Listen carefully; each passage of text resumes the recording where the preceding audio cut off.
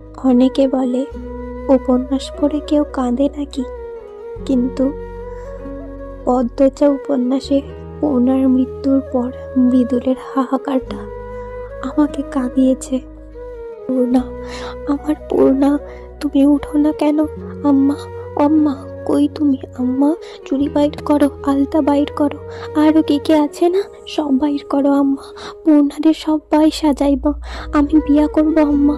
আম্মা, ও আম্মা, পূর্ণারে উঠতে কও আম্মা। আম্মা, ওরে কারা মারছে আম্মা? আম্মা, ও আম্মা, মরা মানুষরে কি বিয়ে করা যায় না আম্মা? আমারে বিয়ে দিয়ে দাও আম্মা, তারপর এক লোকে কবর দাও। আমি ওরে ছাড়া কেমনে থাকুম আম্মা? কবুল, কবুল, কবুল। আমি কবুল কইছি পূর্ণা, তুমি কও। সবাই শুনছে, আমি কবুল কইছি, সবাই শুনছেন না?